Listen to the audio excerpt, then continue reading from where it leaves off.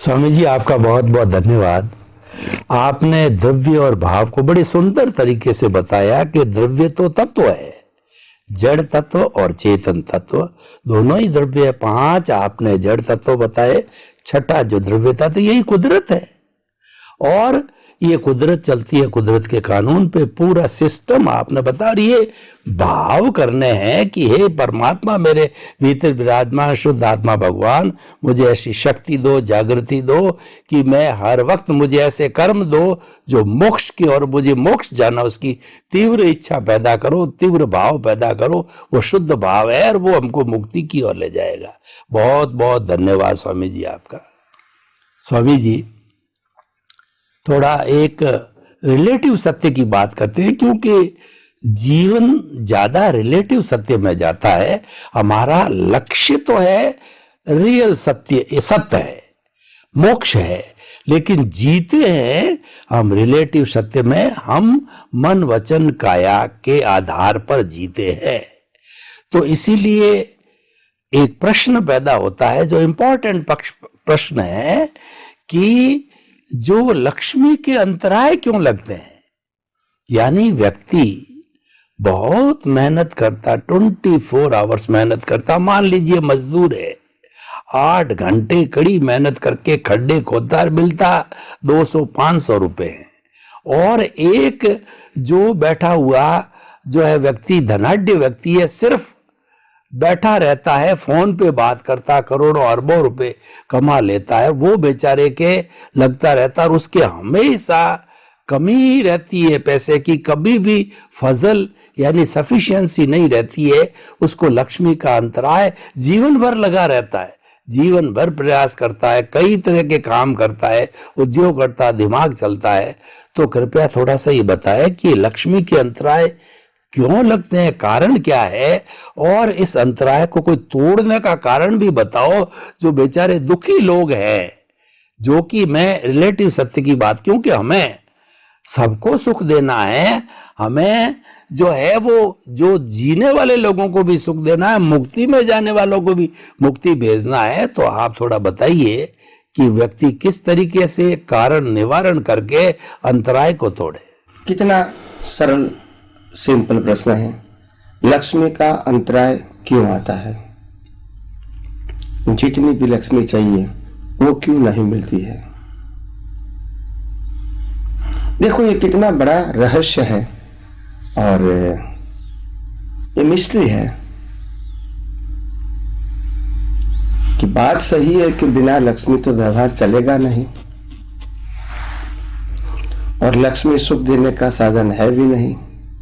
वो संसार चलाने का साधन है, व्यवहार चलाने का साधन है, मगर सुख देने का साधन नहीं है। अभी आगे कमाना नहीं है, वो भी नहीं कहेगा, भिखारी भी नहीं कहेगा, और भारत देश का सर्वोच्च सुखी व्यक्ति वो भी नहीं कहेगा, और दुनिया का सर्वोच्च सुखी व्यक्ति वो भी नहीं कहेगा। अब देखो तो कितना बड़ा पजल है संसार में। जब आप रिलेटिव सत्य में जाते हैं तो कितना बड़ा पजल है, और जिसका सॉल्यूशन किसी के पास नहीं है। मैंने टॉप टू बॉटम बता दिया। सबसे पहली बात, लक्ष्मी में सुख देने का स्वभाव नहीं है, लक्ष्मी व्यवहार चलाने का साधन मात्र है। नंबर 3, लक्ष्मी कोई भी व्यक्ति के पास कोई लिमिट नहीं है कि मैं इतना हो जाऊंगा मेरे पास तो मैं सुखी हो जाऊंगा, बाद में प्रयास नहीं करूंगा। कोई व्यक्ति के पास लिमिट नहीं है, और हर व्यक्ति हर समय एबिलिटी के मुताबिक लक्ष्मी प्राप्त करने का प्रयास करता ही रहता है, प्रत्यक्ष या परोक्ष के रूप में। कोई कमाई करता है, कोई नौकरी करता है, कोई प्रोफेशन से करता है, कोई इंटरेस्ट से पैसा कमाता है, कोई किसी को उधार देके उनमें से ब्याज लेके अपना काम चलाता है, गवर्नमेंट का हो, पोस्ट डिपार्टमेंट का हो, या प्राइवेट को देकर। यानी हर व्यक्ति they try to earn the money in a different way. ये प्रयास चालू है उनका। इसलिए हम ये कहेंगे कि लक्ष्मी जरूरी नहीं है, ऐसी तो बात नहीं है। व्यवहार चलाने के लिए लक्ष्मी तो 100% जरूरी है, मगर ये जो लक्ष्मी आती है हमारे पास, वो कैसे आती है वो मैं बताऊं आपको। लक्ष्मी पुण्य से मिलती है, और जितनी लक्ष्मी ज्यादा मेहनत से मिलती है वो आपकी पुण्य लो क्वालिटी की है। तो लक्ष्मी तो हर एक को मिलती है, नहीं तो उसका जीवन चलेगा ही नहीं, व्यवहार ही नहीं चलेगा। भिखारी के पास भी भीख के पैसे तो आते हैं ना जीवन जीने के लिए। कोई खाना देता है, कोई कपड़ा देता है, कोई थोड़ा पैसा देता है, उनमें व्यवहार चलता है उनका। तो ये भी तो इनकम ऑफ सोर्सेस है ना उनके, साधन के रूप में या लक्ष्मी के रूप में। हर व्यक्ति को कम या ज्यादा पैसा अपने जीवन में मिलता ही रहता है अपनी अपेक्षा के मुताबिक। मगर सिंपल बात ध्यान में रखो, प्रिंसिपल, लक्ष्मी आती है उनकी कैटेगरी 3 है।